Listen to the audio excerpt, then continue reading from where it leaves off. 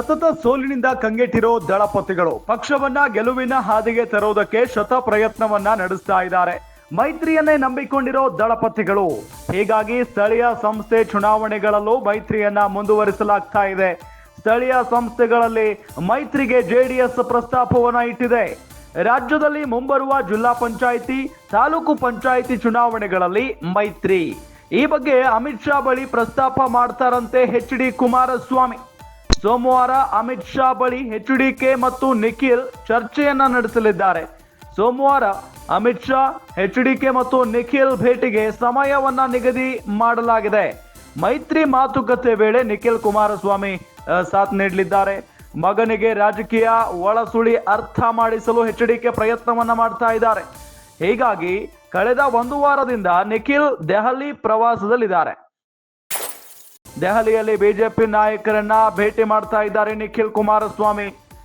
ಗಮನಿಸಿದ ಹಾಗೆ ಬೇಯಲ್ ಸಂತೋಷ್, ಪಿಯೂಷ್ ಗೋಯಲ್, ರಾಧಾ ಮೋಹನ್ ಜೊತೆಗೆ ಚರ್ಚೆಯನ್ನ ನಡೆಸಿದ್ದಾರೆ. ಈಗಾಗಲೇ ದೆಹಲಿಯಲ್ಲಿ ಪೊಲಿಟಿಕಲಿ ಆಕ್ಟಿವ್ ಆಗಿರುವಂತ ನಿಖಿಲ್ ಕುಮಾರಸ್ವಾಮಿ ಸತತ ಸೋಲಿನಿಂದ ದಳಪತಿಗಳು ಕಂಗೆಟ್ಟು ಬಿಟ್ಟಿದ್ದಾರೆ.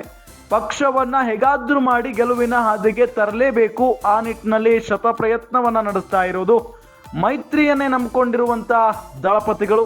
ಹೀಗಾಗಿ ಸ್ಥಳೀಯ ಸಂಸ್ಥೆ ಚುನಾವಣೆಗಳಲ್ಲೂ ಕೂಡ ಮೈತ್ರಿಯನ್ನ ಮುಂದುವರಿಸಬೇಕು ಅನ್ನೋ ನಿಟ್ಟಿನಲ್ಲಿ ಪ್ರಸ್ತಾಪ ಇಡುವಂತಹ ಸಾಧ್ಯತೆ ಇದೆ. ರಾಜ್ಯದಲ್ಲಿ ಮುಂಬರುವ ಜಿಲ್ಲಾ ಪಂಚಾಯಿತಿ ಎಲೆಕ್ಷನ್ ಆಗಿರಬಹುದು, ತಾಲೂಕ್ ಪಂಚಾಯಿತಿ ಚುನಾವಣೆಗಳಲ್ಲಿ ಮೈತ್ರಿಯನ್ನ ಕಂಟಿನ್ಯೂ ಮಾಡೋಣ, ಈ ಬಗ್ಗೆ ಅಮಿತ್ ಶಾ ಬಳಿ ಪ್ರಸ್ತಾಪ ಮಾಡ್ತಾರಂತೆ ಎಚ್.ಡಿ. ಕುಮಾರಸ್ವಾಮಿ ಅವರು. ಅದರಲ್ಲೂ ಸೋಮವಾರ ಅಮಿತ್ ಶಾ ಬಳಿ ಎಚ್.ಡಿ.ಕೆ ಮತ್ತು ನಿಖಿಲ್ ಕುಮಾರಸ್ವಾಮಿ ಇಬ್ರು ಹೋಗಿ ಚರ್ಚೆಯನ್ನ ನಡೆಸ್ತಾರಂತೆ.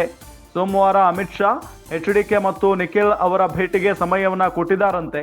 ಮೈತ್ರಿ ಮಾತುಕತೆ ವೇಳೆ ನಿಖಿಲ್ ಕುಮಾರಸ್ವಾಮಿ ಸಾಥ್ ನೀಡಲಿದ್ದಾರೆ. ಮಗನಿಗೆ ಈ ಮುಖೇನ ರಾಜಕೀಯ ಒಳಸುಳಿ ಅರ್ಥ ಮಾಡಿಸುವುದಕ್ಕೆ ಎಚ್.ಡಿ. ಕುಮಾರಸ್ವಾಮಿ ಅವರು ಪ್ರಯತ್ನವನ್ನ ಪಡ್ತಾ ಇರೋದು. ಹೀಗಾಗಿ ಕಳೆದ ಒಂದು ವಾರದಿಂದ ನಿಖಿಲ್ ದೆಹಲಿ ಪ್ರವಾಸವನ್ನ ಮಾಡ್ತಾ ಇದ್ದಾರೆ. ದೆಹಲಿಯಲ್ಲಿ ಬಿಜೆಪಿ ನಾಯಕರನ್ನ ಬ್ಯಾಕ್ ಟು ಬ್ಯಾಕ್ ಮೀಟ್ ಆಗ್ತಾ ಇರೋದನ್ನು ಕೂಡ ನಾವು ಗಮನಿಸ್ತಾ ಇದ್ದೀವಿ. ಬೇಯಲ್ ಸಂತೋಷ್ ಆಗಿರಬಹುದು, ಪಿಯೂಷ್ ಗೋಯಲ್, ರಾಧಾ ಮೋಹನ್ ಜೊತೆಗೆ ಚರ್ಚೆಯನ್ನ ನಡೆಸಿದ್ದಾರೆ.